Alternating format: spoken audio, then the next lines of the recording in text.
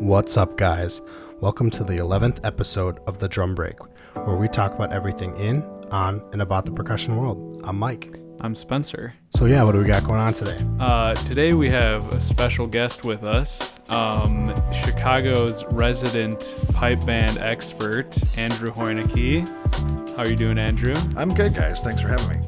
Yeah, no problem. We're gonna spend today talking about some of your personal drumming experiences, as well as sort of dive deeper into the world of pipe band drumming, which we haven't really gotten into a lot yet on this show, but it's something that Mike and I got into recently. And have been a little obsessed with it. Yeah, just some cool stuff. But before we get into that, Mike will, as always, plug all of our socials and where you can find us. Yeah, so we're pretty much anywhere you think you can find a podcast, we're there. We have two main social medias, Instagram and Facebook. The Instagram, we do just check more. So if you want to get a hold of us, do that there, DM us. The Instagram page is also another great place to get a hold of us. We do have an email, the drumbreakpodcast@gmail.com, and to find us anywhere, it's the Drum Break Podcast. We're on Spotify, SoundCloud, Apple Podcasts, Podbean, YouTube. Anything else I'm forgetting? I don't think so. I think that's about it. So, yeah. Cool. All right. Well, let's just jump right into it, I guess, and start with you, Andrew. We're just going to start basic, what is your elevator pitch, I guess you could call. Who are you? What do you do? What's your thing? Sure. So I am a pipe band drummer. I have been a pipe band drummer my entire life, basically. I started when I was 6, kind of right around when you're coherent enough to know what you're doing with a pair of sticks. Yeah. So essentially the way that I look at it is I am a drummer who specializes in drumming with bagpipes. Okay. And I've taken that to the point of it being my career at this point, which kind of also meshes in how I met you guys. So, yeah. Cool beans. Good stuff. Yeah, so, like we said, today's just, we're going to just hang out and ask you a bunch of questions and, just get to know you, get to know what that world is of pipe band drumming, because we do a lot of marching band and, so we have an idea, but, we don't have an idea, and we're not as immersed in it as you might be. Yeah. Still rookies, So, when it comes to pipe band. But yeah. But, we just want to give, basic information and stuff like that, because we like to inform people on different topics. And, this is one of the topics that we thought you would be best at. Yeah. So before we get into even pipe drumming in general, how did you start drumming? Was there somebody who was like, hey, do this? Was it a parent or, a friend maybe? And then what were the first things you started playing? Was it only pipe band or did you also do other stuff? Sure. So it was probably kind of a two-pronged entry. The drumming side of it, my uncle, my dad's brother, is a professional drummer, always has been. Since he was younger than any of us are now. Yeah. He's gone on to be he worked for Guitar Center, corporate for a while as a vintage drum specialist. And cool. He's had a couple of cool bands in Reno and currently lives in Bakersfield, California, plays out there full time. So he actually, prior to the whole pipe band thing, he may have been the first person to actually put timbre in my hands and kind of let me do that. And I remember going over to my grandparents' house, and he was still living there at the time, and playing on his gigantic red double bass sonar kit. And just I couldn't reach the pedals, just wailing away, as a 4 or 5 year old might. So maybe that was predestination. I don't know. My dad has always loved bagpipes as a unique instrument, sound, and that kind of thing. And so we used to go to the Chicago Highland Games when I was a kid. And at that time, they were being hosted in Grant Park. downtown, like by the Petrillo, Yeah. and all that. Oh, nice. And that was Jane Byrne was the mayor. Celtic culture was incredibly popular, and that sort of thing. The games moved around or whatever from there. They're currently being held out in Itasca at Hamilton Lakes, but they've been consistent ever since. But like we used to go and watch the festival, to watch the bagpipers, and I sort of have a memory of hanging around in god awful heat, and just sitting there around the circle, which of course now to me is super familiar, but watching these bands. And I had no idea at the time, I do now as a bit of a historian, that I was watching some of the best bands in North America that just happened to be competing in Chicago that weekend. Nice. My sister, who is 4 years older than me, decided like, oh, I want to play bagpipes. I really, to date, I have no idea what motivated that. It might have been a daddy's girl thing. Yeah. I don't know. We were all involved as kids in like vocal music. We did some like classic dance, ballet, tap, jazz. I did that for 9 years as well. And so she wanted to play pipes, and I was like, well, I'm going to be a drummer. Like it was like a foregone conclusion at that point that I will learn drums. So we went around that day. That would have been like 84, I guess. Okay. It was a while ago. And tried to find a group that had like Chicago in their name or on their banner or something indicating they're from here. Yeah. And then ask around about how to get education for kids specifically. And what I thought was, now in hindsight, as somebody who does this, it's so cool to me that the groups weren't like, gimme, we'll teach you. They actually directed my folks to a specific organization that at that time was like the benchmark in teaching children piping and drumming. Oh, wow. Which was the Midlothian Junior Pipe Band. That band, as it was, ceased to exist following the 1990 season. But the organization still exists today, Midlothian Scottish Pipe Band. I think they're based out of technically Lombard these days. Okay. I was there for a very, very long time. But so that would have been June, and I got my first lesson in September.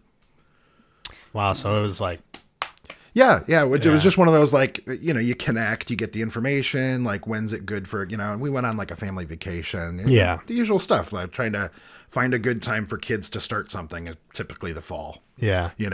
So my sister went in and started learning the practice chanter, the bagpipe practice tool. And I went in and got my first drum lesson. I was actually a tenor drummer at first. Okay. Which we can get into how all that, Yeah. whatever. But yeah, so I got my first drum lesson, and there has not been a day since that day that I have not identified as a drummer. Nice. Yeah. That's pretty cool. So from what it sounds like, it was like pipe band.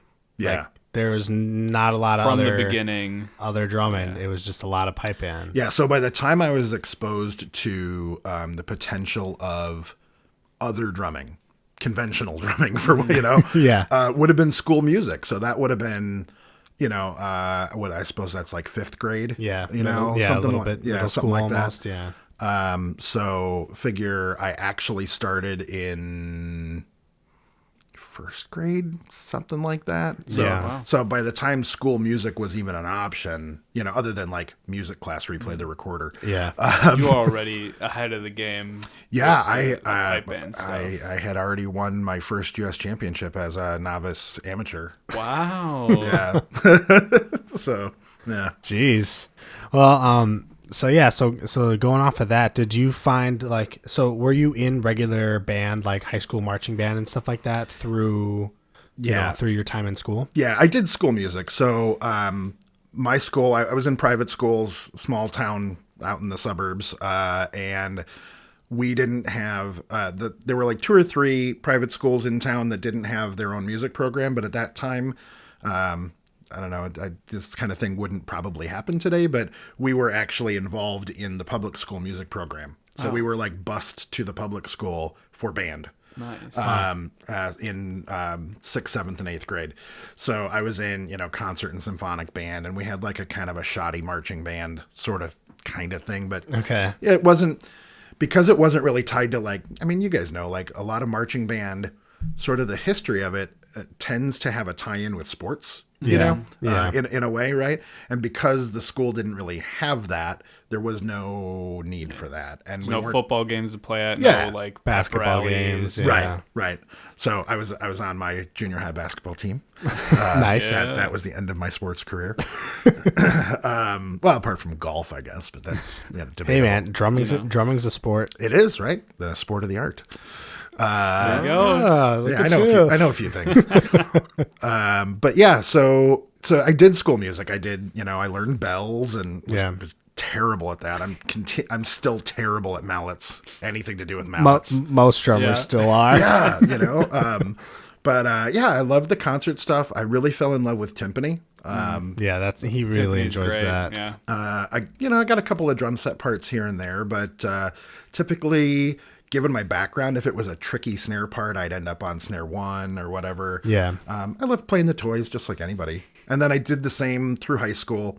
We didn't have a great, expansive band program, but actually my high school band director was a, nationally renowned trumpet player who was friends with Doc Severinsen from the Tonight Show band. Interesting. Wow. And so we had a really cool jazz program, Right. which I played in starting around sophomore year. I made it into jazz ensemble. But yeah, so we did some marching for the football stuff, and we did some pep band. It was typical mixed school band program. But So did you find it from playing for, what must have been 5 years before you even started, let's say 6, because in middle school band and elementary school band, you're not really playing much. Did you find that transition hard from pipe band drumming to school drumming? if I were to think back on it, I don't think I did. Okay. I think on the basis, and this kind of plays forward even to today, I just sort of think about, like I kind of said in my little elevator pitch, I'm a drummer who happens to specialize in wearing a kilt and playing with bagpipes. Nice. Yeah. But even back then, I recognized that this is just a different kind of related skill. Yeah. And it was also a really cool opportunity to open my mind to more of a musical, comprehensive understanding. Yeah. And yeah, of course, the material was way simpler than literally anything I played Yeah. in pipe band. Yeah. But it didn't matter. It was exciting for what it was. Interesting. Yeah, Cool. for sure. So you're talking about junior high up until high school. Would you mind going a little bit into sort of maybe your college drumming career and then sort of into maybe a transition to your beginnings of your professional drumming career, I guess you'd say? Sure. So I have a sort of a unique position with regard to the college thing. And I received a full scholarship to a small school in Western Illinois called Monmouth College, which is where I met some of our mutual friends. And I played there for my time there. And basically the scholarship was because the school had Scottish ancestry, and the pipe band at the school, or the pipers and drummers, which has evolved vastly since then, but was basically the school mascot. They were the Monmouth College Fighting Scots. Oh, really? Cool. And so we played at everything. If there was a school function, there was some kind of bagpiping, drumming representation. That's awesome. We marched homecoming parade. We did the tunnel for every football game. There wasn't a marching band until probably, I don't know. I know they have one now. It's probably been more than 10 years, but we're talking about 25 years ago. Yeah. So we were the marching band. We played the halftime show on the cool. track in front of the stadium. That's such really a cool, cool. Different, in lieu of a marching band, just have a pipe band. Yeah, That's right. awesome. Yeah, so there was a bunch of us that were there on scholarships for bagpiping and drumming. We were basically bought and paid performers for aforementioned things, and then we were required to give lessons, which is also, I had kind of started teaching a little bit when I was in high school. I was given my first student or two, hey, here, show this guy what to do. Yeah. Because, I don't know, the potential was realized, or somebody needed to teach somebody. So I kind of got into that, and I got really into teaching while I was at college. That's actually a really cool that they required you to give lessons, because I feel like a lot of people, it's very beneficial, I feel like, to learn how to teach. Yeah. You know? And there aren't a lot of opportunities like that where you're just like, all right, you're going to this college, you're playing on this pipe in this pipe band, you got to give some lessons too. And it helps build the community more, and I think that's really awesome. That and like that. Because like most, at least from my experience, most of them are like, you know, okay, well, if you're a part of our band, you need to take lessons, right? But like you said, I feel that, I don't know, I feel like you would learn more teaching than you would learning. Does that make any sense? It does. I mean, if you think to, I think I read something about the medical profession once: see one, do one, teach one. You know, as a way of learning and reinforcing your learning by having to reiterate your learning to someone else so that they can learn. Yeah. You know, there's like a definite benefit there. And the other cool thing about that organization at Monmouth College, certainly at that time, was that it was kind of it was a musical club in a way. Like, we were tasked with running it. We had an advisor who handled our finances for buying equipment and that sort of stuff. And, you know, but we, as the students, as the scholarship students, we administrated the organization. So I would also have to say that not only from the teaching perspective, but also from the leadership perspective and the organizational management perspective of having to be able to run a band has absolutely parlayed into who I am today. I mean, you guys know me as a band leader, teacher, that I'm still doing it 25 years later. So, you know, we've mentioned like pipe band, you know, a lot, and obviously that's the topic of, you know, discussion today. So like for people who like don't really know what pipe band is, right? Like, you know, give us like a little definition or a big definition, whatever you see fit, right? To make pipe band what it is for somebody who has no idea, right? Because they might know like, you know, high school marching band, but it's completely different. So give us like a little synopsis of what it is, you know, what kind of music, what are like levels and stuff you can do. So you guys want to like take a break and I'll just talk? Yeah, we'll just go over there and chill out. Okay. So pipe band is, let's talk about the component pieces real quick, just so that people can kind of get a visual of what that means. Because I mean, I think almost anybody in the modern, certainly in the United States, has seen a bagpiper or heard a bagpiper somewhere. Right? Definitely. Might have been a drunk old dude in a bar somewhere. I've actually seen one on the Loyola parking garage one morning. There was a bagpiper just practicing up there. Interesting. There you go. Yeah.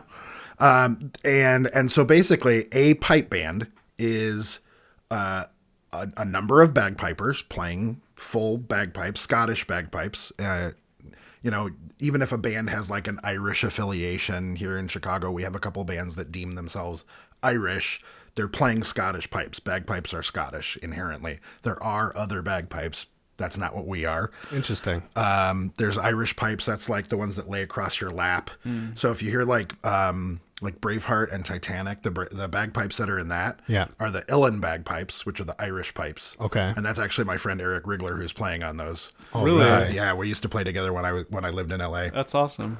He's the bagpiper on. He also did the Reagan funeral, and a bunch of other stuff. Wow. But yeah, nice resume. Right? Yeah, like, you know, we'd turn up somewhere to do a gig and he like rolls up in his crappy old Toyota with a surfboard on top. But he's like literally one of the most heard bagpipers ever. Right. You know, casual, but whatever. Anyway, so the Scottish bagpipes, three drones that continuously sound, the big bag for the air reservoir, the chanter where they play the melody, blow stick to keep it inflated. So there's a bunch of them, you know, smaller bands, whatever. Yeah. What would you say? Like, what's the biggest you've ever seen? So I think the biggest on record in terms of competitive pipe bands, so that's another dichotomy like of the community, but I think the biggest that's ever gone on the field is something like 32 pipes. Wow. Which would have been the 78th Fraser Highlanders based out of Toronto. But, you know, a typical mom and pop band, like a community band, it's a cultural hobby, and you have to attract people. So most bands are happy to have like 6 to 10. Okay. I mean, City of Chicago Pipe Band, where I am, where you guys are working in, we have a completely different thing, and we're very lucky to have who we have. But yeah, I mean, typical pipe band, round the corner pipe band might have 6 to 10 pipers. Okay. And then within the percussion component, which is, where we all fit in. Yeah. And maybe the listeners are most interested. We've got 3 drums, and everybody plays one of that drum. So we've got the snare drum, which is just like a marching snare drum in almost every possible way, with the sole exception that our snare drum has a top snare, and we can get more into that maybe if you want to chat equipment. Yeah, definitely. But so a snare drum, we have tenor drums, but unlike multi-tenors in like marching band, it's one drummer, one drum, and they're much bigger, so, you're dealing with, on the small side, like a 14-12, on the big side, like a potentially a 22-14. Okay. And then those are pitched within the chanter scale and all that kind of stuff. And again, I'm sure we can wander into those areas. Yeah. And then a bass drummer. We have one bass drum, which is kind of interesting, but that comes from, I think, more from a military tradition. Probably, yeah. That single support. And then what essentially our tenors function like a tonal bass line, in that regard. So we have one bass drum. A typical bass drum, sort of quote unquote standard, might be 14-28. Okay. The more competitive bands are probably playing 16s. 28's kind of a standard diameter to get the fundamental that we're looking for. And yes, we actually tune, which I think a lot of people. Yeah. So you tune all the drums to the key of the bagpipes. Yeah, the bass and the tenors are actually tuned exactly to what the pipes are set to that day. So they're calibrated to whatever pitch the pipes are kind of blending in at. Wow. Interesting. So it's more like a on the fly. Literally up to the last moment. Like I'm final tuning as we head to the competition arena. Okay, so we deal with a lot of the high tension drums and all that stuff. Are we still using those big T keys, or I don't know what you would. Yeah, not on the bass and tenors, but sure on the snares. Yeah, those giant wrenches. Yeah, okay. Kind of going along with I guess the fundamentals of what pipe band is. Would you go into like a little bit of detail of I guess your specific the role that you have played in your career, I guess, some bands that you've led, some cool things that you've gotten to be a part of because of this this musical activity? Yeah, absolutely. And honestly, like that's probably the thing that has like just been my constant recharge, is that this has opened so many really cool doors, I mean, other than the fact that I really, really, really love to drum, I just love drumming, like, oh, you need somebody to drum? I'll be there.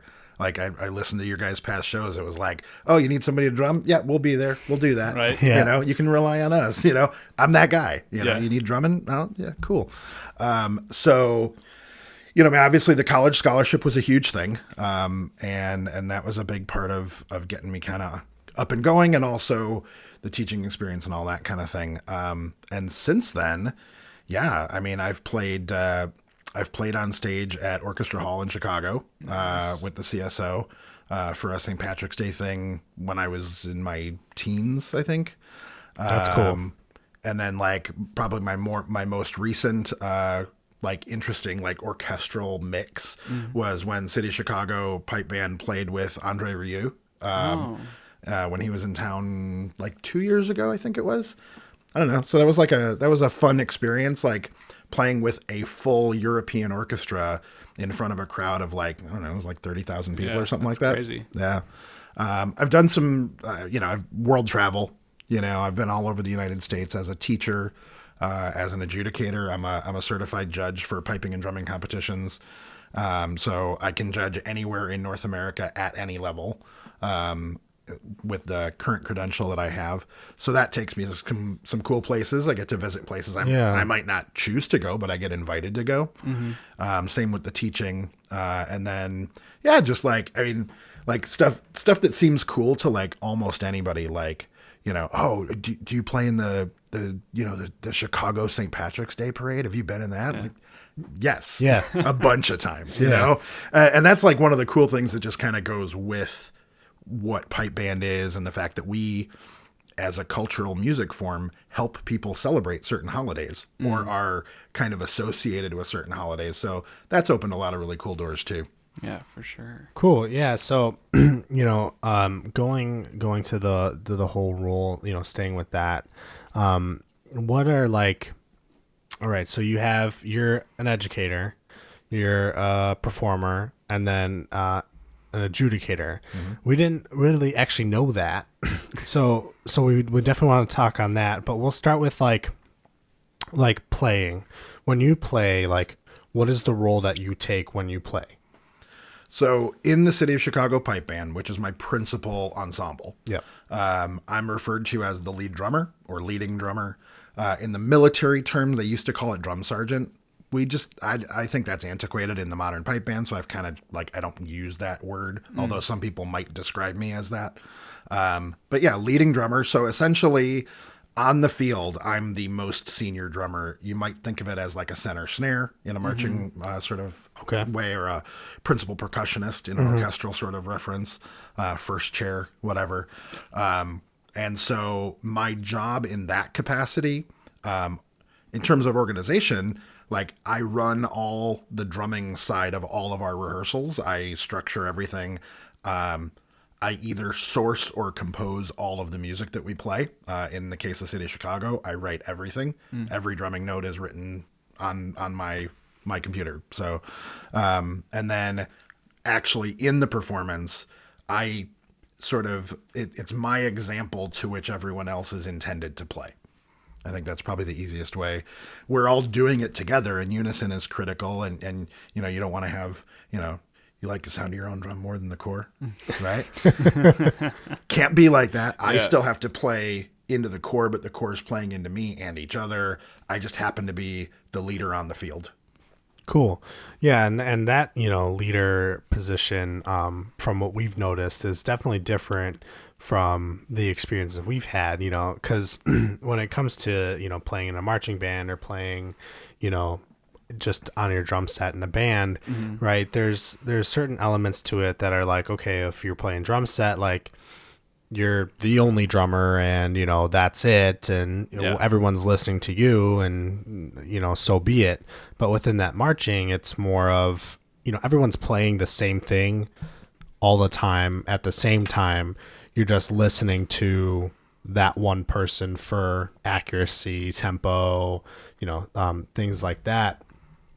So how does that differ? How does pipe band differ from, you know, that sort of aspect of it? Because, you know, we know that there's certain elements to it that are completely different and super odd that took us a while to get used to. You know, so getting more into like the music, right, aspect. What's you know, how does the music I don't know what the word I'm trying to think of. How does it play out, I guess? How does it feel? How does it you know? Well, okay, so speaking like kind of tying up the whole like lead drummer thing, the one probably most obvious thing that if somebody's watching a pipe band perform that they'll notice is that most of the snare line is not playing all the time. And I think that's a big differentiation. You just mentioned like everyone's playing in unison in marching, for the most part. I mean, maybe you do like a down line or something like that, but you know, that's intentional, not the norm, right? Whereas with us, we have sort of like a call and answer system, but that has its roots in ancient drumming and military drumming of almost any variety.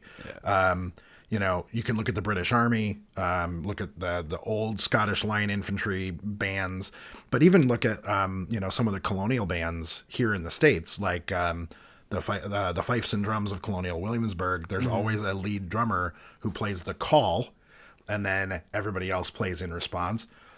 our current version of that, where people come in and out, is kind of taken from that.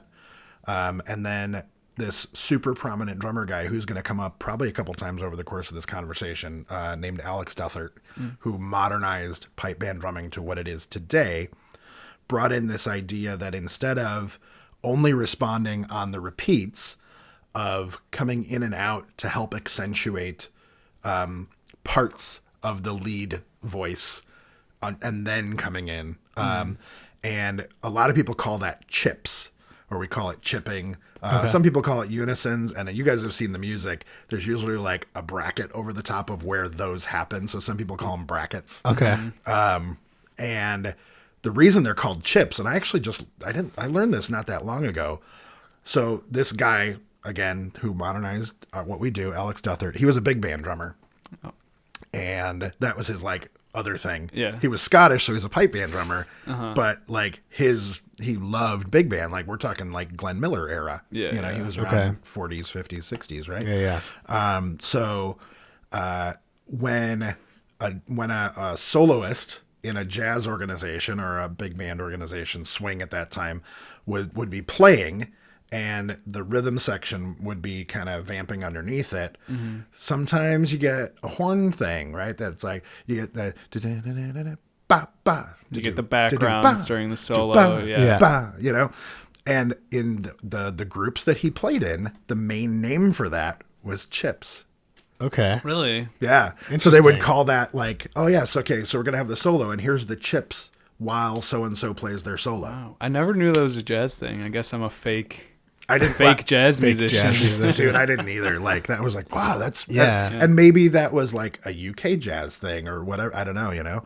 But that's why we call it chips today, because he brought that idea in and just borrowed that word to call it that. So here we are, 40 years later. I've never heard of that aspect of it, because usually it's backgrounds. It's the only thing I think I've ever heard, or hits maybe even. Yeah, hits is accurate. Hits, yeah. But I mean, backgrounds is the bigger, that bigger At least part in of the it. Jazz sort of world. Yeah. Sort of like going off of that, you mentioned the music, maybe getting into a little bit more of the nitty gritty kind of stuff. There's obviously sheet music is sheet music. You're going to be able to, if you can read quarter notes and eighth notes and what have you, you can read pretty much any sheet music, but there's some substantial differences that Mike and I encountered, when we first started out, that are a bit weird to get used to if you don't learn reading sheet music that way. So would you just like go into maybe a little bit of detail of some of the, I guess, idiosyncrasies of that pertain to pipe band drumming sheet music and how they might differ from quote conventional sheet music, everything else. So our bass and our tenor typically use a 5-line staff on a bass clef. It would look like a tonal bass part. Because those are pitched, Correct. Yeah. So it makes sense. And you can actually see, like, if two drums happen to need to play at the same time or run across each other or join at a note or whatever, you see that, right? Because you're sharing the note heads on a stem. The snare is obviously where it's different. So everything about the note values and the basic symbols of what you're looking at are the same as everything else. So, and I think you guys have seen that in some of your adaptation into our style. It's like, if you know quarter notes and eighth notes and how to play a dot cut 16/32 whatever, it's the same. It's all the same. The difference is how we annotate our sticking. And that actually comes from another Alex Duthert influence, bringing to us in the pipe band world Swiss notation from specifically Basel, Switzerland, and specifically the Fritz Berger style of notation. It is a monolinear notation, and above the line is where all note heads go to be played on the right hand, and below the line is all note heads to be played on the left hand. Yeah. And so if you can, the interesting thing is this: if you can picture for those who are getting visual jokes on the radio. If you can picture holding sticks in traditional grip, your right hand is above the sticks and your left hand is under the sticks. Okay. And so there's a direct correlation. Now, I've heard mixed thoughts on whether or not Dr. Berger brought it to us that way. Yeah. But that is absolutely how I teach everyone I teach. Okay. Because, like especially I teach a lot of younger people, it's just so much easier to be like, look, if you go home and forget what's supposed to be a right or a left, just remember where your hands are. That's a great way of thinking of it. That's something I definitely didn't even think about when we started approaching that. So that's pretty good. But otherwise, I mean, like flams are the same. We have some interesting rudimentation only because our style, our genre of drumming requires some different textures that our drum offers that other drums don't offer. We're capitalizing on the uniqueness of the drum at that point. Yeah. We play closed rudiments, so we play buzz rolls as opposed to diddle rolls. We play a drag like a flam with a compressed grace note instead of a diddle, so it's like j instead of dgdat. And that's kind of all part and parcel. Those work together. So basically, as drummers, like for me to converse with you guys who have a rudimental background, I can say, anything that would normally be open is closed. Yeah. And we can just directly translate from there, and it makes it a lot easier. Yeah, it definitely does. And like, when we started, learning that was something it was hard to get over. And, it's like, because it's a mental game, like, are they as closed as they should be? Yeah. Are they are they too open? Are they not open enough? Am I making it too close? Like, right. So that's that weird balance. That you gotta just like get a feel for. Well, and to that end, I mean, the way when people, and this maybe goes to a previous question about like what is pipe band or what is pipe band music, we are very much the jazz marching band, essentially. Like we are swing and shuffle. Everything we do is about feel, and I think you think about that as like, oh well, how are you going to scale that feel? Well, lots of repetition. How does a jazz ensemble do it? Well, they practice a lot. And you learn what things are supposed to feel. We have unique stylings within our genre of music. We call them idioms. So we have things that are called marches and jigs and hornpipes, and each of those is essentially a feeling of music that has a name. And when you learn what that particular idiom feels like, every time you pick that idiom up, you're just learning the new sticking for that particular piece of music or whatever, instead of having to relearn what a jig feels it's like playing swing or samba or right. funk. It's just a different sort of way of feeling it. Yeah. So once you have that feel, a strathspey, which is one of our most unique things, it is distinctly Scottish or I guess Celtic in ancestry, because fiddles play it as well as pipes and that kind of thing.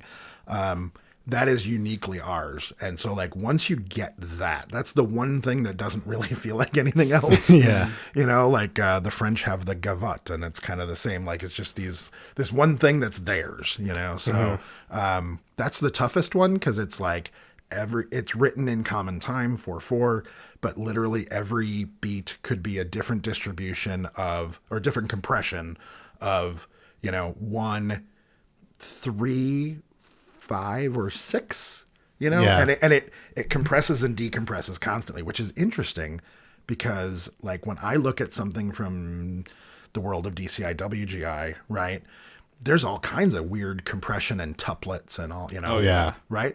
So it like some people would look at that and, maybe who have a more regimented ancient drumming background and look at some of the DCI stuff of today and be like, whoa, like it's 7 and then 5 and then 4 and then there's some triplets and then a quarter note. Okay. Yeah. What am I going to do with that? But I look at it and go, all right, that's weird. All right, I guess just repetition. Yeah. And then try and get the feel and go from there. And, we want to emphasize on that feel because we were just talking about this when we were, we had gotten together just to, do a little bit of Fleet of Glen, which is what we're learning. There's a specific part in there that, like, it's hard to play if you don't I don't know, because we come from marching bands, so I say if you don't pipe band drum it, like Yeah. it's hard to play because like If you try to go drum corps on it, it's just not gonna feel right. It's gonna feel awkward. You know? so you really have to like get that little like I don't know, I want to say like bounce almost. There's definitely an attitude, when we play to certain things, and that's with drum corps as well. Drum corps, it's very like sticks in, sticks out, stop, go, don't move, only your wrists. With pipe band drumming, it's completely different. It's tap your foot if you want, nod your head if you want. I like what you said before. It's the jazz marching band. That's yeah. That definitely hit good it. metaphor for that. Yeah. Yeah. There's a sound that I use to describe a lot of what we do. It's Yeah. you got to kind of like feel that. It's like here, and then it's like and that's sure we do some duts, but I mean, like generally there's a lot more a lot more So we'll take a break here to thank our sponsor, the H. Thank you, H, for sponsoring. Always the H. We haven't thanked him in a while. Yeah, we haven't thanked him in a while. But just letting them know we still care about him. Mm-hmm. That's some good H. Oh yeah.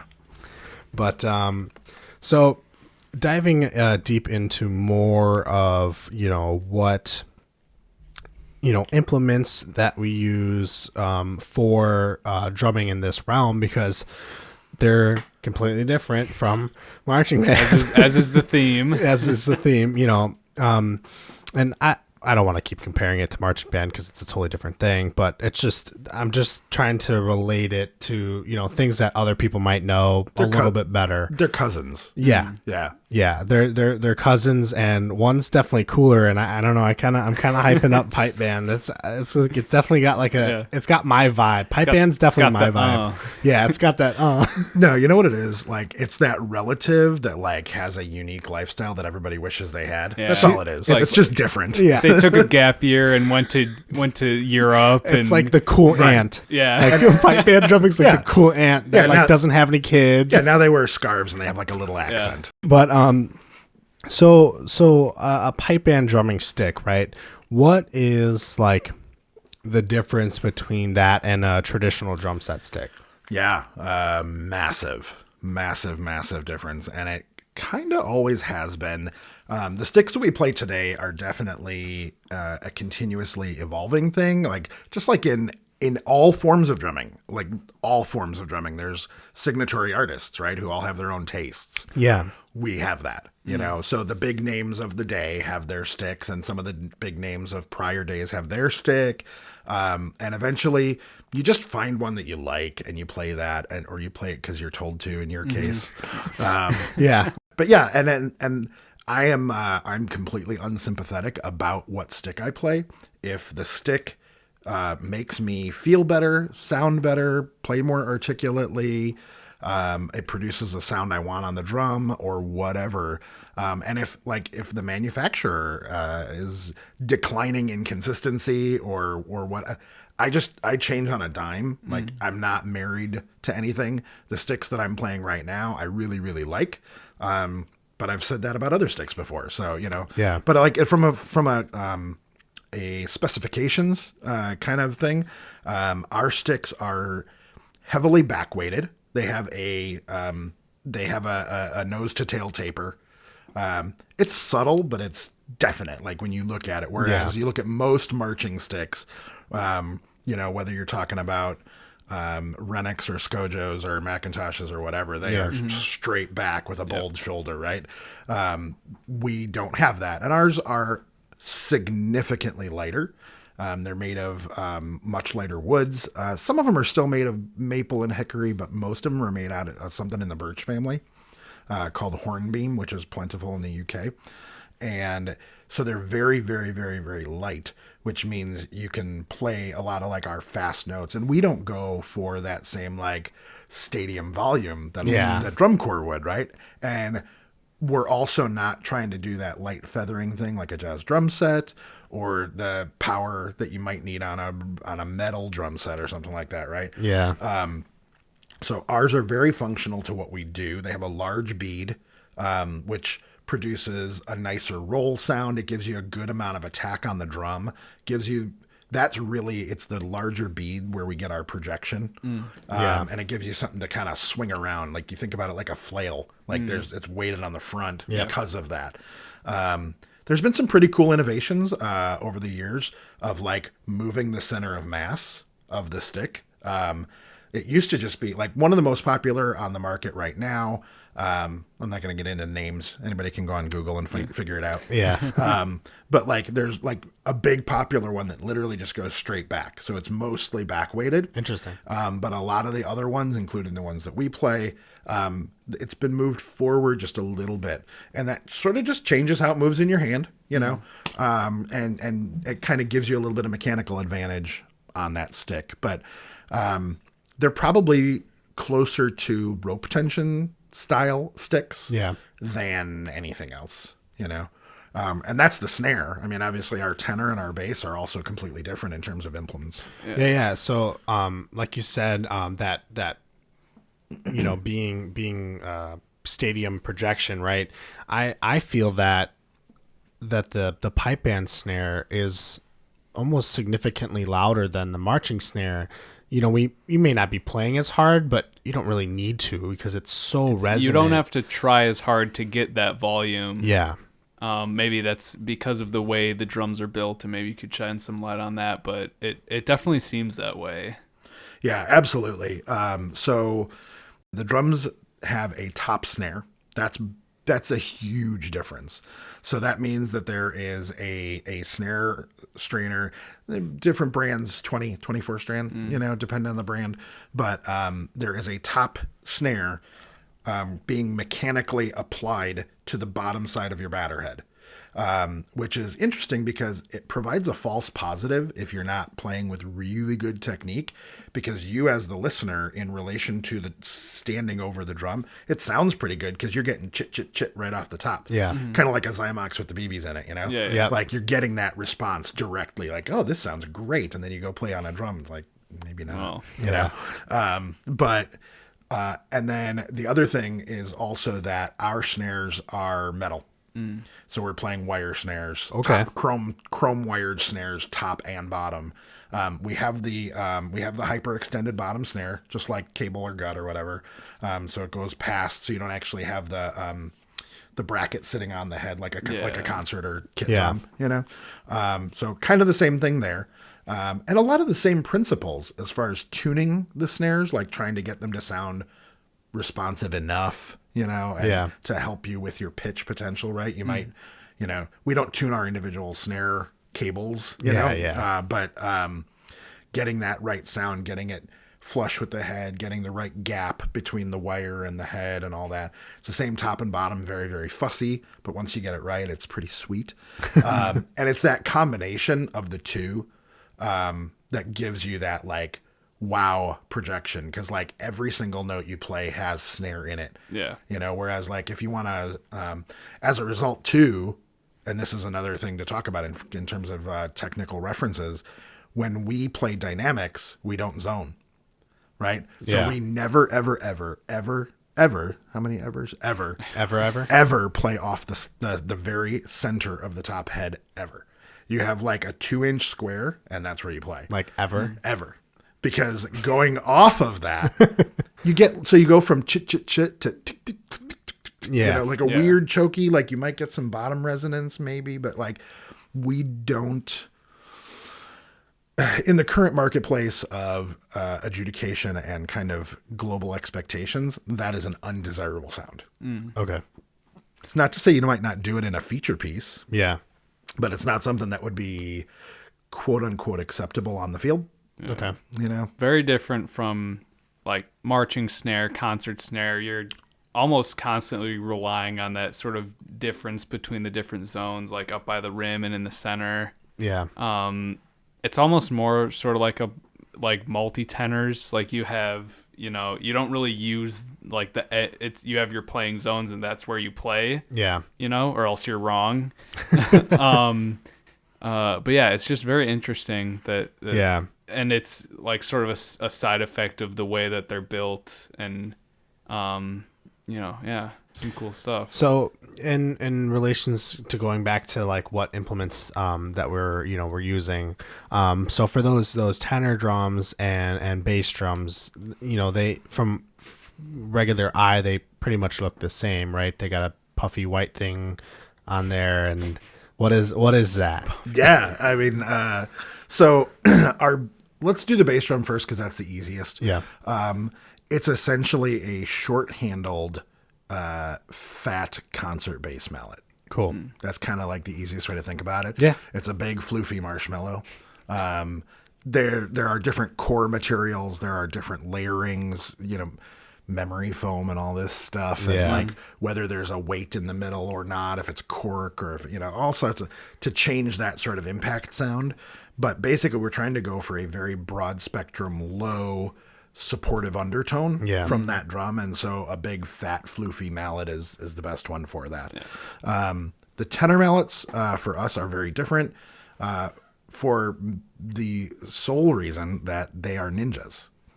And they spin those mallets around. That might be right? like one of the coolest parts of, I think, of at least watching pipe bands is what the tenors are doing, all the mallet. It's definitely the eye stuff. candy. Yeah, for sure. So the mallets are designed to both get and they've been really, really like a friend of mine is like a global leader in what are now the modern mallets. And then I have a few friends who, you meet people along the way, right? Who are like the trailblazers in product design to what it is today. And so we've gone through all sorts of different plastics. Some people still use wood. The mallet I play is a wood shaft. It's a maple shaft. But they're very, very, very thin. Kind of like, it wouldn't be totally dissimilar to like rattan mallets for mallets. Yeah, okay. For like mallet percussion. In terms of like the actual shaft kind of diameter and the need for strength because you're applying shear weight down a small thing with a big old head on the end that you're going to be doing some work with. But they play very tympanically. So they are actually trying to draw the sound from the drum rather than to punish it into the drum. Okay. And so they also have fairly floofy ends, but maybe not as floofy. I like that word. I don't know. It's working today. It's a fun word. But they're not as they're not quite as warm in terms of the sound you're trying to get as the bass drum, because we need to hear that articulation between the voicings. Yeah. Right.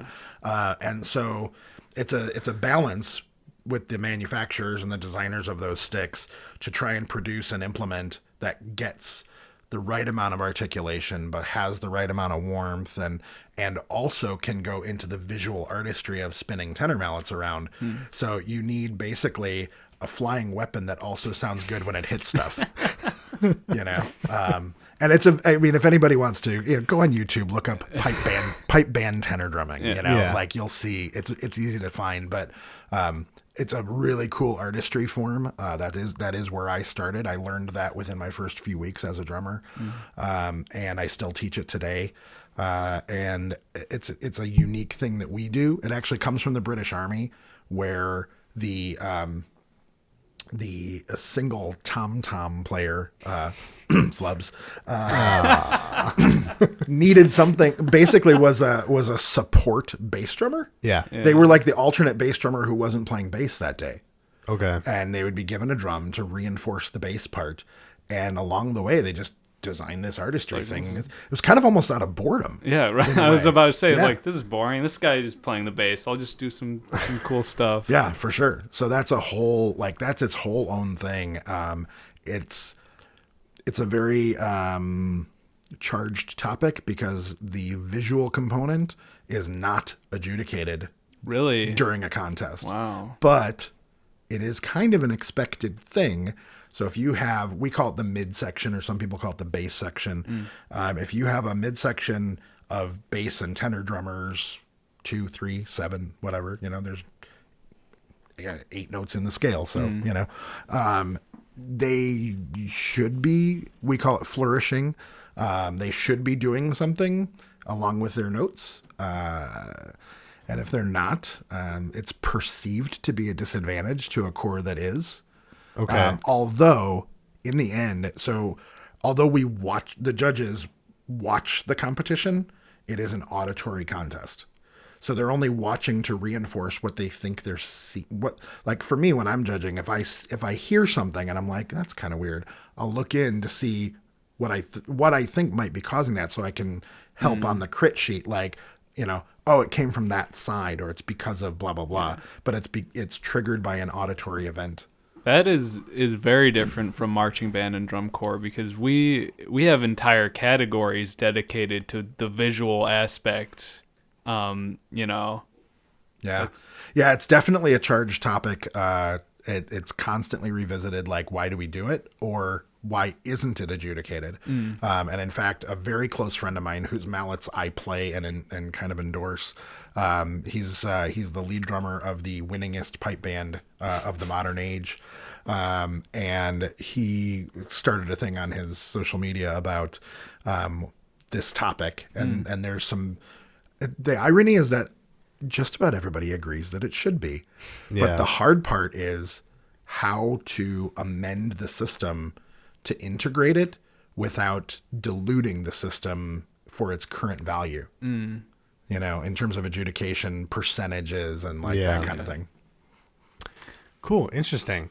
Well, we've talked about, several different things about, aspects of it, what it's like to, be in a pipe band, and, but what's that, like that judging side of it? Like, just like a brief, like, like what maybe do you a day in the life of a pipe band judge. You roll up to the competition spot. What are you doing? What are you looking for? That kind of stuff. Yeah, so the limo gets you at 7. Okay.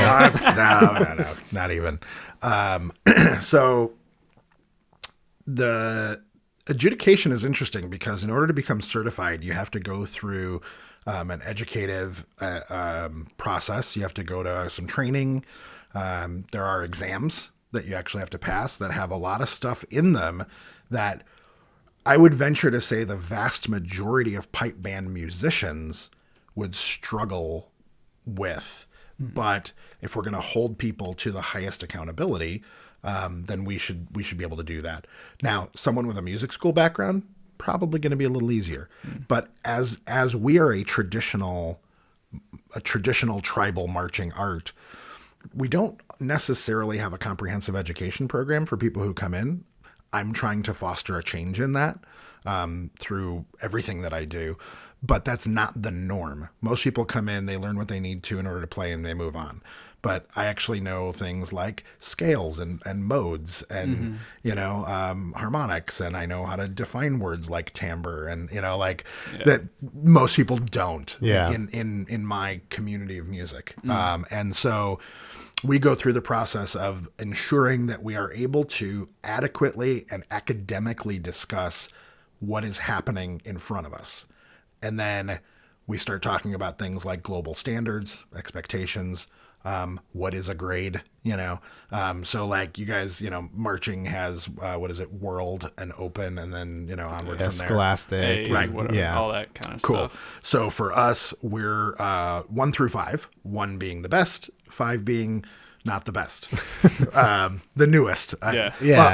I don't. There's a YouTube channel, and I wish I would remember this dude's name because he deserves credit for it. He's a drum set instructor. Okay. This is easy to find. Google around for it. But he has a YouTube on his studio's thing. This is probably 10 years ago, about how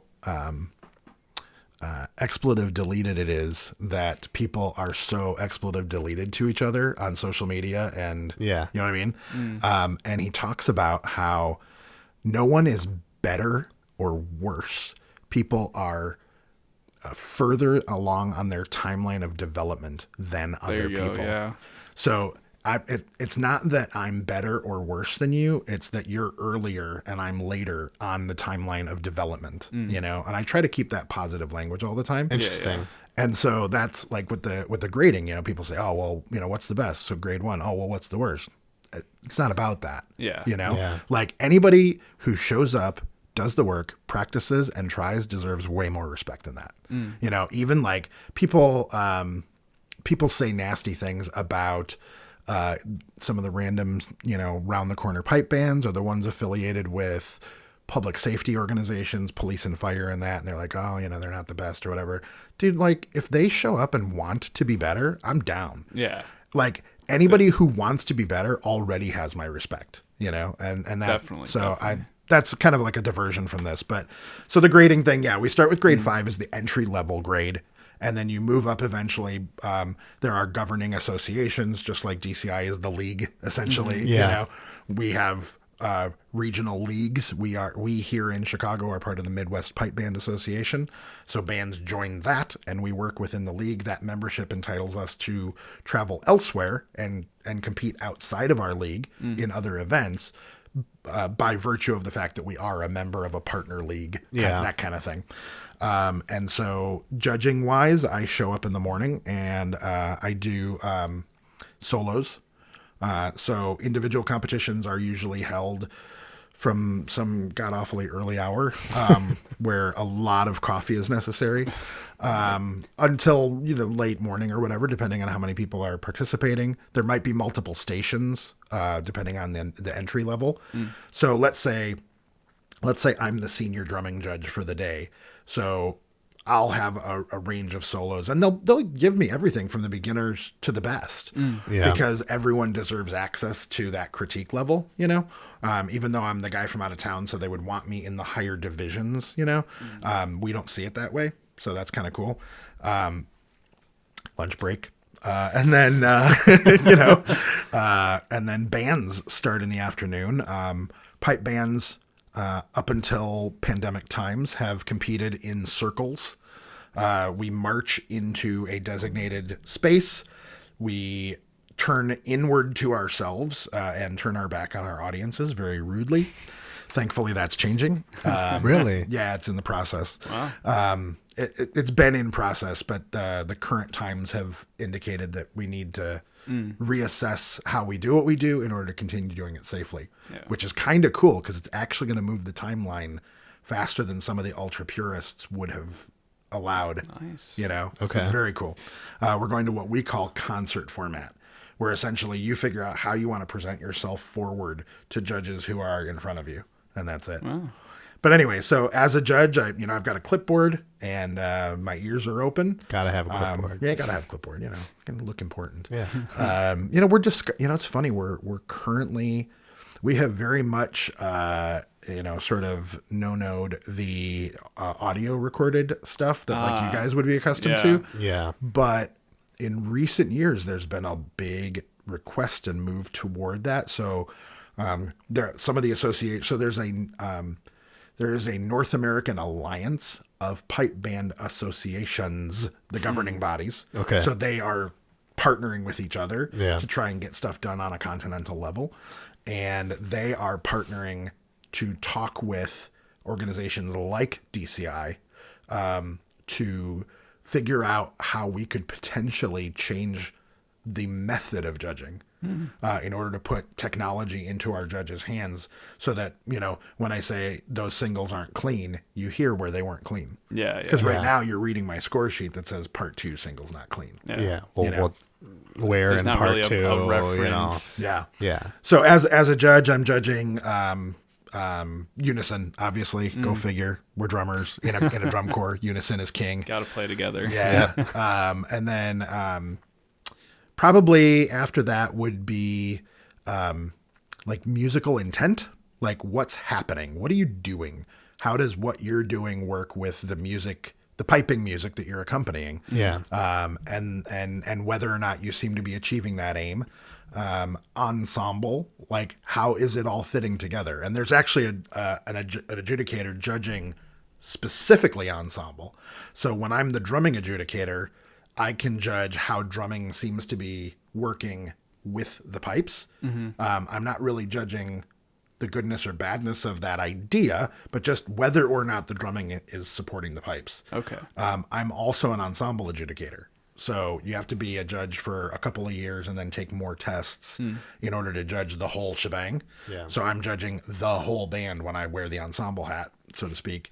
And that's how it's all fitting together. Yeah. So that's that. And then, tuning, tone, intonation, whether they took the time to get the bass and tenors locked in, if it actually blends with the pipes, is it pleasing, and all that kind of stuff. But yeah, I mean, fundamental technique and clarity. Basic, I hate to say it, that calls most contests, Yeah. certainly in the lower divisions. It's always the little stuff. Yeah. Like, it's just like, are we playing together? Does it sound good? Is it being achieved? And with some correct? things, you have to get picky with that kind of stuff, or else you'll have no like point to improve upon. Because you're just like, oh, that was like fine, What was fine? Yeah. So Yeah, my goal on a score sheet is always to give them. I kind of go in threes. If it's more, fine. If it's whatever, But that's kind of like my aim is to, over the course of the score sheet, give them at least 3 things that they definitely need to work on to improve as a rule, like fundamental things. Yeah. Not just calling out what's happening, but fundamental things that they need to do to improve. But I also try and give them 3 things where I highlight what I think they're already doing well. So don't mess with it.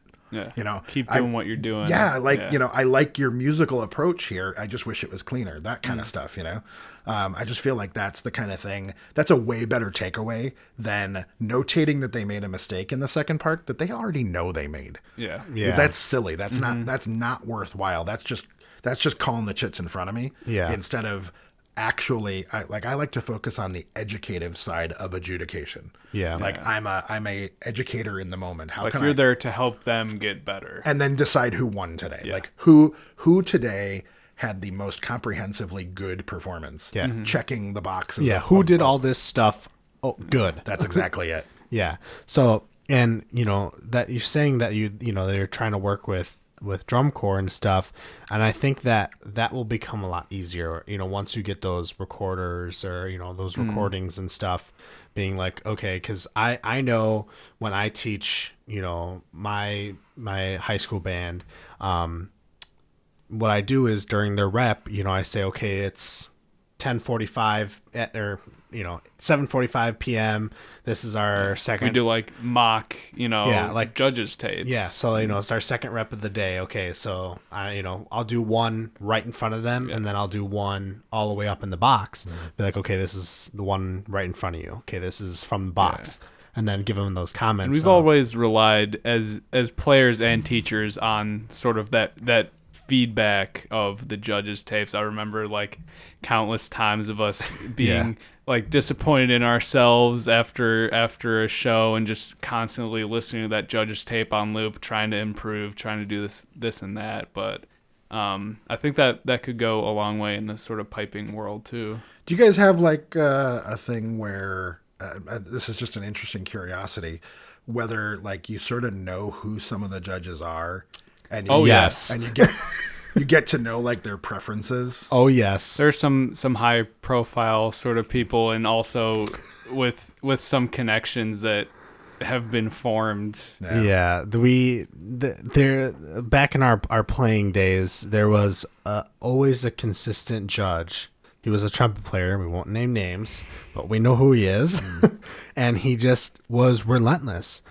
And he went to at least 2 of our shows, and we only play 3 shows. So he was always there, always judging. Yeah. And you could tell he always had something to say. He never, I don't think once I heard like, oh, that was pretty good. Or like, oh, that was, awesome. Or wow. Or I think it was always just like bad stuff. And like There'd be moments our drum instructor, like before the competition, be like, all right, John Doe is judging today. You better be on your best behavior.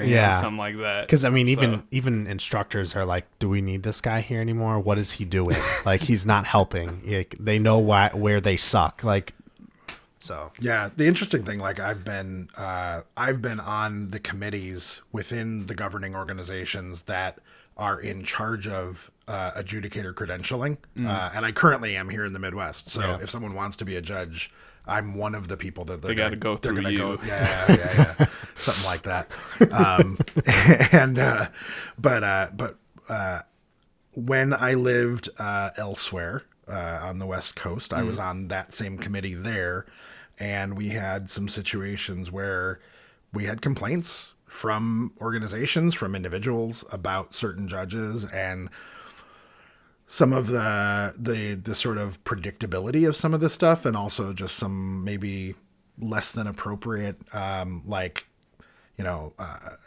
trying to litigate from the bench, like trying to enforce things that aren't really a thing, but it's their preference, so they think it should be that way. And then people who are recruiting from the bench, who are like, oh, so who's, because when you've got a soloist in front of you, it's you and the soloist. Yeah. I mean, maybe there's a crowd, but it's just, and it's like, oh, so who's your teacher? Oh, interesting. And there was a situation where somebody was like, if you ever want to, notch Here's it up my a card, level. Yeah, it was like, Man. what the Wow. what? Yeah, so we would get complaints, and we actually, we ended up having to debench a judge for a brief period, just as there had to be something. Hey, don't do this. Yeah, kind of thing. There's got to be a Not level okay. of professional ethics. That's weird. Yeah. That's weird. Yeah. Well, yeah. Yeah, so we've sort of covered a lot of the bases of I guess there you go. A lot of the bases. But before we get into like a little bit more fun kinds of things, maybe just like a brief thing for maybe some of our listeners or viewers or anyone who may not be a part of the pipe band world, and if it seems interesting to them or something like that, what would be like some first steps that you would recommend for someone trying to get into the activity? Sure. So first and foremost, find a teacher. Don't just go join a band. Find a teacher. You guys kind of got connected to a teacher in a way. That's why we know each other, through another teacher who was a teacher. Who was our teacher. Right, exactly. Who is one of my colleagues, essentially, in the City of Chicago organization. But there are a lot of pipe bands out there, and I don't want to be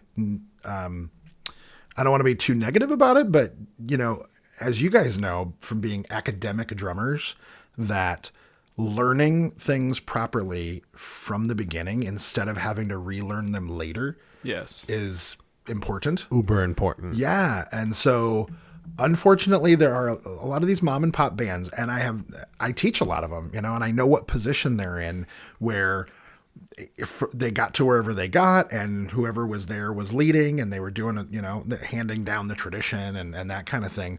But that doesn't necessarily mean that they're an educator. In the modern world of everything, dude, Skype, FaceTime, Google Meet, Classroom, like Zoom, especially now, we've talked about this before. I feel like, as bad as the pandemic has been, it's made a lot more things more accessible. Yeah. Which is always a great thing if you're getting into drumming. Yeah. We want more drummers. Yeah, for sure. I mean, I would say that if somebody wants to, if cost is an issue, so let's look at that, right? If cost is an issue and paying for lessons is not something someone could do, then find your localist pipe band who will get you started, probably for free, in order to get into it, and maybe just decide if it's for you. If you are sure that you want to do this, or if you're a drummer looking to convert, I think drummers looking to convert, and a lot of them end up as members of my studio, who they go to a local band and they kind of feel underserved because there's no one there who can talk the language they have. Yeah. And so they end up with folks, not just me, but there's a bunch of us out there who are like me doing this very actively on the interwebs. Yeah. Get out there, find a teacher. And actually, I think, I think anybody that I've ever worked with would hopefully provide a testimonial that they can become more valuable to whatever band they end up joining by learning it first instead of learning on the job and maybe not having the best experience in that process. Yeah. Yeah. I think that critical experience is part of it, where it's like, if you go in and you're like, again, you're like having to relearn, like, or you go in and you you're like you're a rookie or a noob or a plebe or whatever, like that whole culture. Like, Yeah. But if you come in and you've got hands, then you're probably going to earn some respect on day one, Yeah. And that's I again, coming from a position of strength, I think that's the best thing. So if someone wants to learn, go online, search. Like if they're a drummer, right? We're talking to drummers, right? Yeah.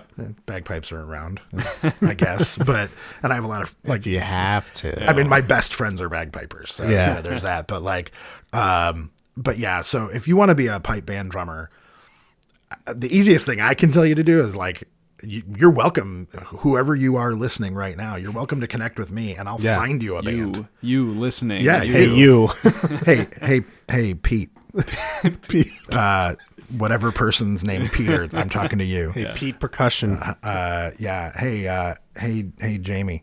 But seriously, like, honestly, I am one of the, this actually brings out a really cool, like, secondary little thing, but like our community is so cool because you can directly, personally, humanly access the best exponents of what we do.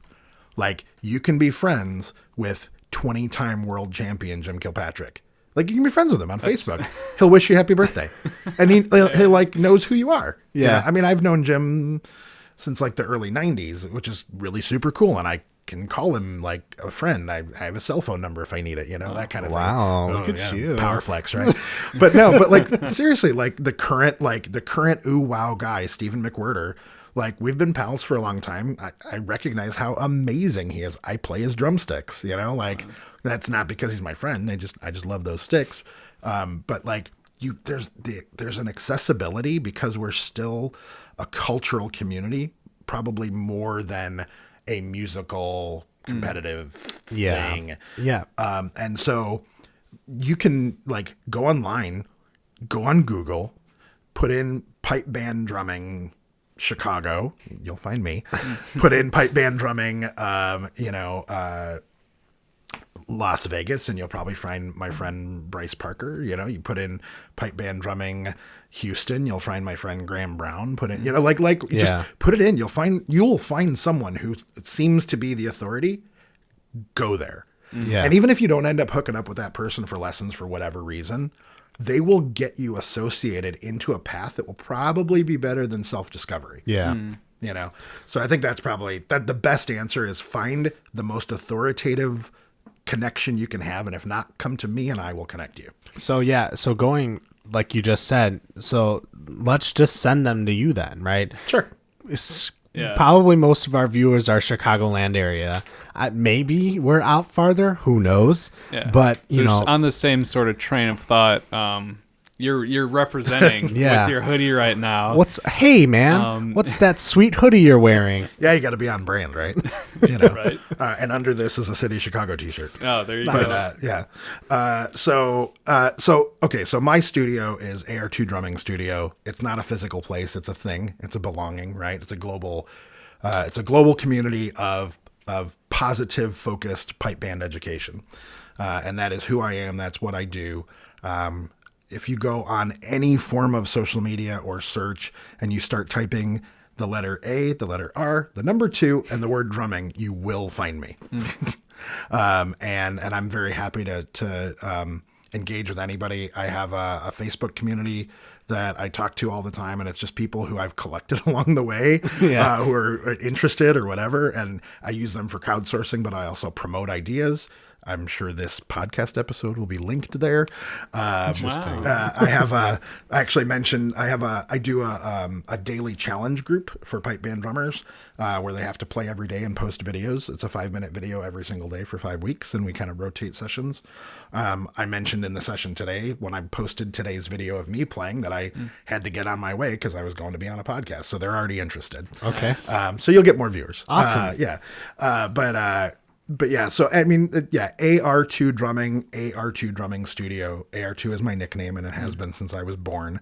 I am Andrew Roger II. So cool. Yeah. We can link some stuff in the YouTube for people who don't want to type into Google, Yeah. But let me Google that for you. That's in a website. But so before we let you just do, like a little bit more of that plugging and just go, full force into it. We have a couple just like interview questions. Yeah. Like speed fun. round. Just like speed round. Absolutely. Lightning round. Yeah. We have to have the stupid thing, right? So what's the most useless talent you have? Oh, wow. I do voices. Okay. Like voice Voices. impressions? Could Nice. you be able to exhibit a voice? I On- go, on Kermit the- the Frog. Nice. That's good. Nice. I was, you know what? Like, okay, this is silly and it's a very short sidebar, but like as a kid growing up, SNL was everything. Okay. Oh, yeah. That's like back when it was super good. Like now it's, Kind of bad. yeah. Hit But and like, I mean, I like when I was a teenager, it was Dana Carvey and Mike Myers and like all that kind of Yeah. stuff. And lots of, like all of them were super awesome impressionists. Like that was one of the things. And I don't know, like I just started doing some of the voices they were doing. Sweet. Yeah. Got another one, or I got another one here. Yeah, you can go. What was your favorite song to perform, like ever? Oh my. Wow. Or piece, song, whatever you'd like to call it. I don't know. I think I don't know if I have like a favorite ever. I think there's certainly like a recency bias toward whatever the coolest thing I've done recently was. Yeah. I mean, there's some epic pipe band stuff, and performing those things. It's like the way that I explain it to students and friends is like there are certain tomes of music in the pipe band genre that are Shakespearean in nature. Okay. Where if you never undertake them, you're cutting yourself short of the experience, the total experience. Like if you guys coming into pipe band drumming knew like only ever play my music, that's silly. Yeah. Like it's just silly. Yeah. Like there's stuff out there, play it, learn it. Okay. But yeah, I don't know if I have a favorite. Gosh, Like one. that's Okay, then huge. how about like the most one you can remember that like gave you chills? Because I know sometimes like, especially for marching band, like when we're hitting those big hits, right? And it's just like boom, and I get just chills down my body. Yeah. Like what's one that like gives as just like giving you those chills? So playing in the World Championships finals in Grade 1 in Scotland, in Glasgow. That'll do it. Can't get better than that. I've done that a couple of times. I've played in the qualifier bunch and played in the finals a couple of times. And as an American, playing with an American band, it's not like a national pride thing, but like it's, the Canadians have been doing it for a very, very long time. It's much newer as an American to be at that level Yeah. and doing that. And I have an eidetic memory, so I remember the exact feeling of what it was like walking up the first time I ever played in the big arena. And then it was years later before I did it again, just because I kind of moved around and stuff. And then the first time I played in the finals was super awesome. But like, it's funny because 3 years ago now, I guess, 2018, when City of Chicago Pipe Band went across in a much lower division. We were there in 3, like right in smack in the middle. Yeah. Making the finals in 3 just felt like exhilarating. Yeah. And a lot of that I think was just hard work paying off with people I really wanted to be playing with at that moment. Mm-hmm. So that was like a super special thing. Cool. I don't know, it's not really a performance, that's just kind of a feeling. That's good. Yeah, awesome. I guess that's it for the episode today. We want to thank you so much again for coming. Thanks a lot. How can people reach you? What is something that, emails, phones, whatever. Facebook, whatever. Shoot, go for it. Just spill it out. Yeah, sure. So my website is ar2drumming.com. As discussed earlier in the episode, you can rewind. I'm at Pipe Band Drumming on Instagram, and basically AR2 Drumming on anything and everything else. You can reach me directly, Andrew at ar2drumming.com. and all my contact info is on any of those. And please, anybody listening, if you want to know more about this, or if you want to get involved, or whatever it is, if this just tickled something and you've ended up with questions, by all means reach out. I try to be as accessible as anyone else ever was for me. Mike and I took the plunge Yeah. almost a year ago. I think maybe exactly a year ago now. I think in Around that, yeah. And we've been having a blast ever since. Yeah, it's a lot of fun. Yeah. Well, if they want to watch you play, Spencer. Yeah. Oh, if they want to, is that video still up? Oh, on yeah. YouTube? Oh, yeah. Yeah. City of Chicago Pipe Band. Is it just that for Yeah. the YouTube channel? Yeah. I'll link that too in the YouTube. I don't think I can on the streaming, but yeah. You want to see any of the City of Chicago Pipe Band performances? I'm in a few of them. One of them, I think, but. Yeah, there's some other cool stuff in there with Andrew and the rest of the band. Pretty good. But yeah, if you want to wear kilts and Yes. play some cool music, Yeah. contact that guy. But yeah, so Yeah, this has been the Drum Break Podcast. I hope you all have an awesome rest of your week. Peace out.